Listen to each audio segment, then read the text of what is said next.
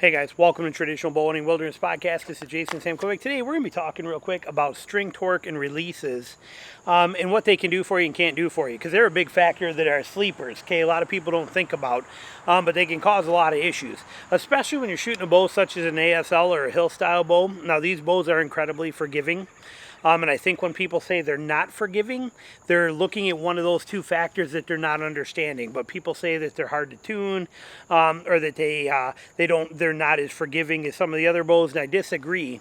I like the linear aspect of the way the limbs are designed. I like the travel of the limbs. I like the forgiveness. I think it's the best shooting bow ever made, in my opinion. However, because of the fact that the shelf is not cut to center like a lot of other bows are, a lot of recurve bows and some other modern longbows, and you have this thicker area here with it not being cut into center, what you end up with is a lot of mosquitoes and gnats getting me right here. We're waiting on the storm to come in for the hurricane here pretty quick.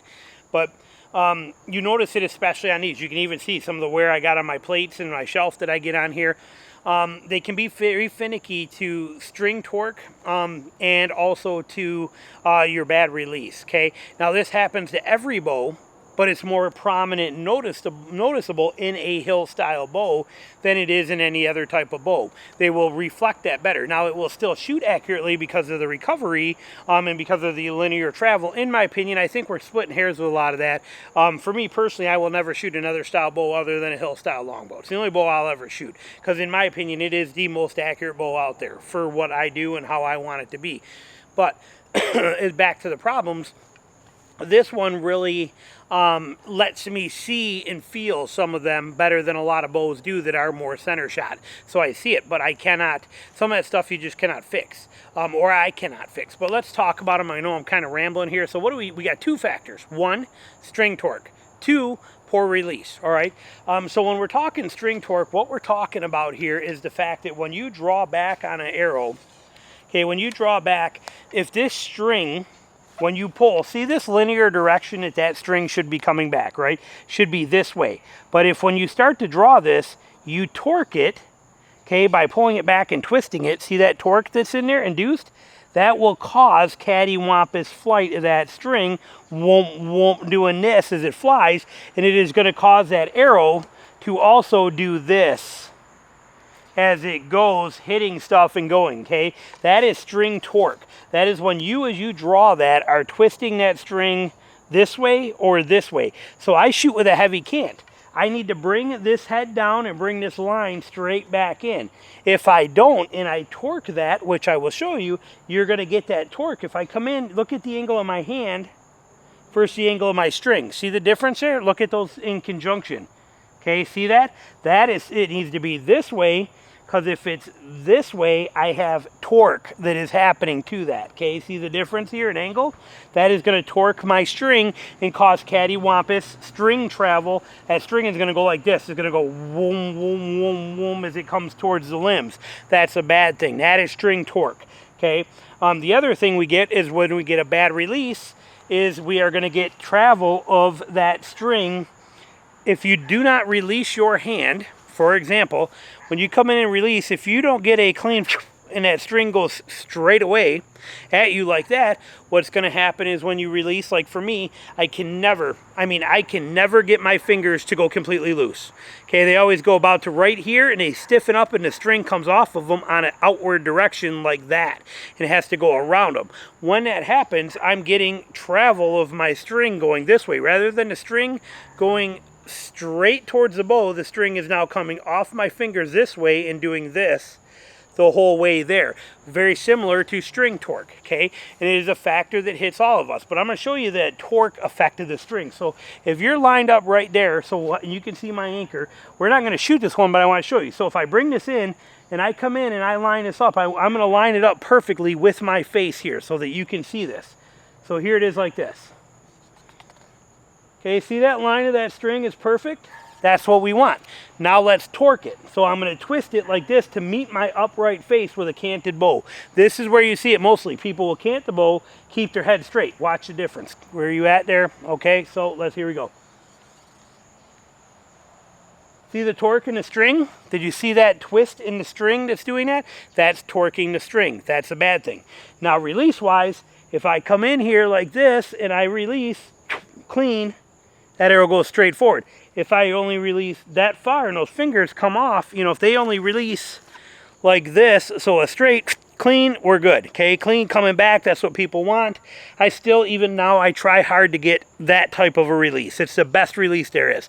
But often, getting devoured literally down here. But often I get this and it stops and they lock up right there and that string has to travel off. That becomes a problem, okay? That is going to cause that straight cattywampus kind of stuff. So how are we going to correct that? What are we going to do that's actually going to correct that setup for you? Well, it's a couple of things. First of all, you want to make sure that when you're drawing, you are drawing with that string in line of that bow. Okay, that is important. You will notice the flight difference if you're drawing in line of that versus if you're not.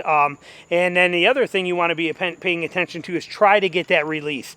My release makes a big difference for me. It is my nemesis, my downfall. Again, it's hard for me to show you on the torque factor here, but when I shoot this with when I try my release, if I pull through the release good, then it's perfect. Okay, so if I come in and I draw it and I pull it in, my release is spot on. See how I came back? And that is what everybody tells you, and that is a perfect release.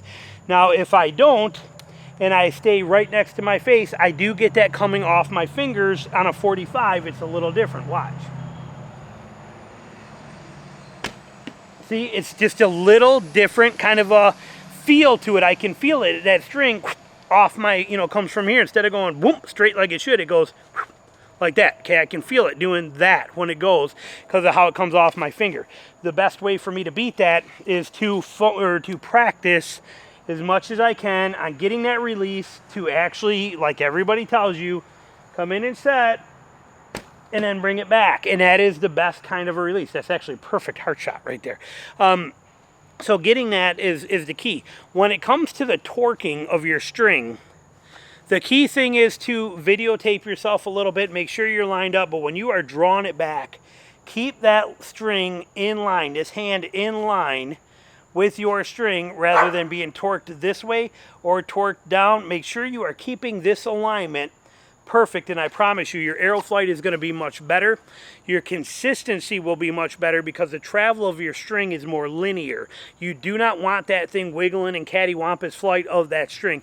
It will make a tremendous difference. So if you can practice that, or at least be conscious of it, it might correct a lot of the arrow flight problems you're having that you can't seem to wiggle or figure out. It might help solve some of that for you.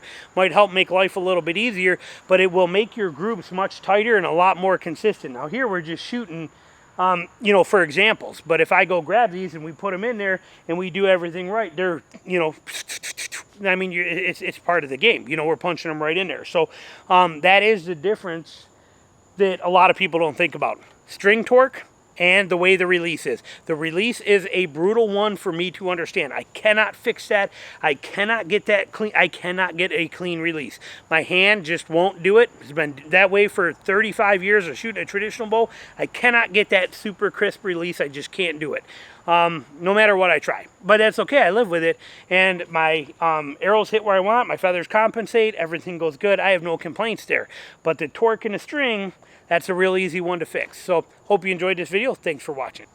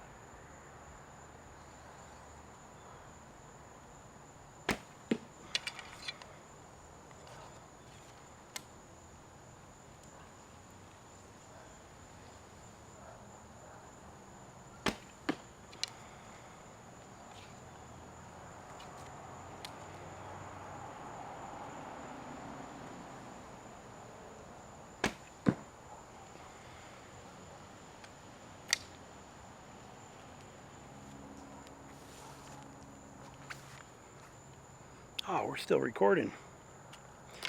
We're still recording.